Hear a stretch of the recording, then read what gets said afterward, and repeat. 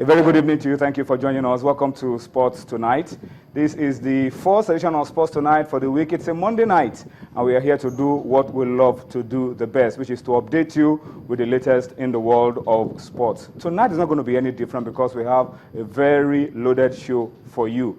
So I'd like to start by saying a very big thank you to you for opening your doors to us and for receiving us. And of course, also promise you that for the next 50 minutes that I'll be bringing Sports Tonight to you this Monday, we will do all that we have set out to do, which is to inform you, educate you, and also somehow entertain you with the latest stories coming out of the world of sports.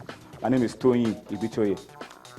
Let me start off the show this way, asking you, of course, to be a part of what we're doing on the program tonight by way of feedback, and also telling you that we need you to contribute to all that I'll be doing on the show tonight using those platforms showing on your screen. We want you to flow along with us tonight as we go about the business of updating you with the latest in the world of sports. And for those of you watching us for the first time, all you need to do is to take advantage of what you are seeing on your screen and be a part of Sports Tonight via Facebook and, of course, as well as Twitter. And, of course, if you want to also follow us live on your iPad, your iPhone, your BlackBerry, it's simple. Just click on that link that you are seeing on your screen, m.channelstv.com. You'll be able to see us real time. And it even gets better if you download the Channels app on the respective stores of your Android, your iOS, or your Windows, and you are able to carry channels with you wherever you go. And of course, don't forget what we always say on this show. Wherever you are, wherever you're watching us from, just tell us exactly where you are. Let's know. Let's have the feel, that international feel that comes with Channels TV, your award-winning Channels TV. Just tell us where you're sending your comments from on Facebook or on Twitter, so that we can appreciate you even more as we read your comments out to thousands and millions of people who are watching us from different parts of the globe. So once again, thank you for joining us. In Holland, the girls qualified after the conclusion of the first ever African Nations Championship qualifier held in Tunis, Tunisia.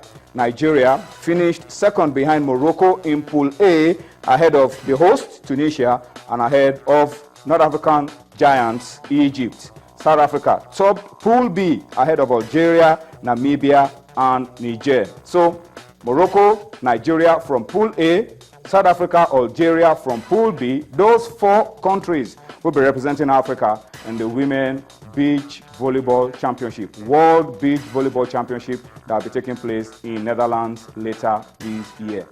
Someone saying, what about the men? Yeah, the men went to Tunisia.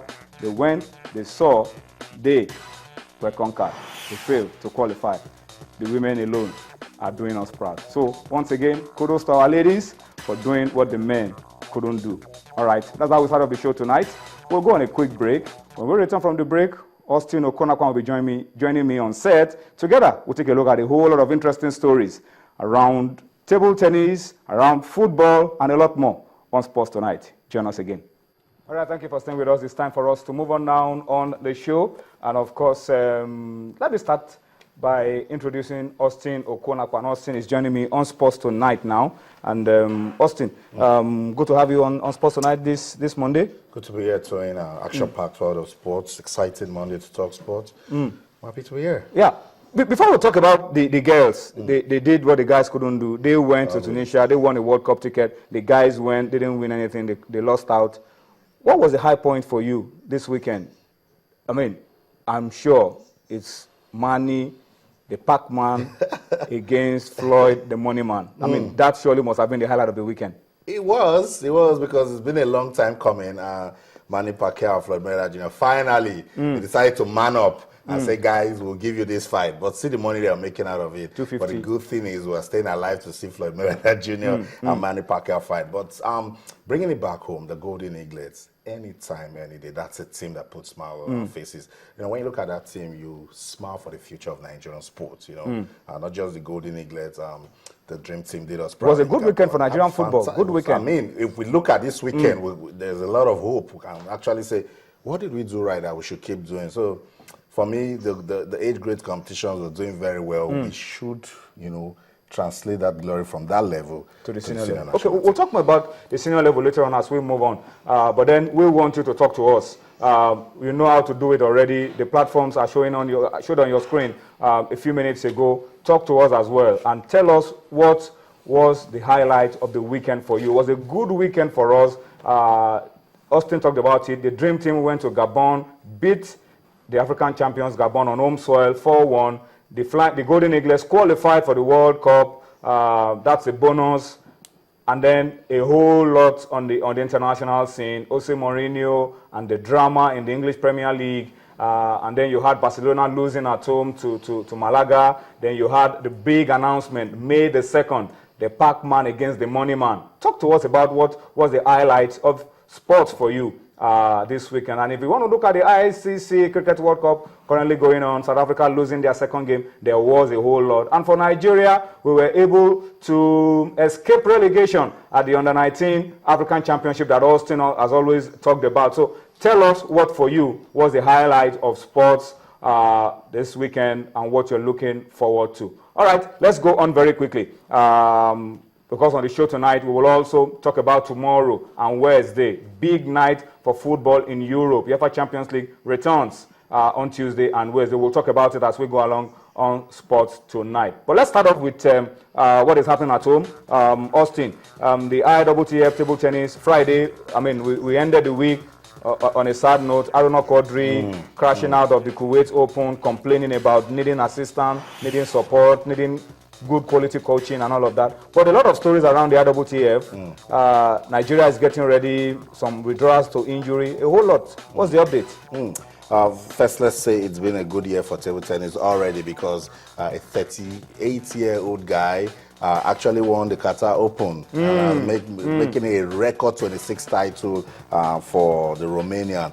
Good one for him. That same tournament that Aruna Quadri complained about, no support. So in one guy travels all the way, nobody is giving him support. He doesn't even have a coach to turn around and say, Coach, how should I go? People are monitoring him. He had a fantastic 2014. So it means if you're playing Aruna Quadri, you know you're not playing a pushover. But the guy you're playing Africa's best ranked player. There you go, and 32nd in the world. Remember, I was 30th, but for this poor result, now he dropped to 32nd. We can only say that he should be given the necessary support needed. Bring it back home. We're getting ready for the IWTF World Tour, the Lagos Open, which is our own pride, second edition. It means for us as a country, we should start using this tournament to not just, consolidate the rankings of our players, but actually, take our place back as a table tennis playing nation. Not just table tennis playing nation, one that has produced champions.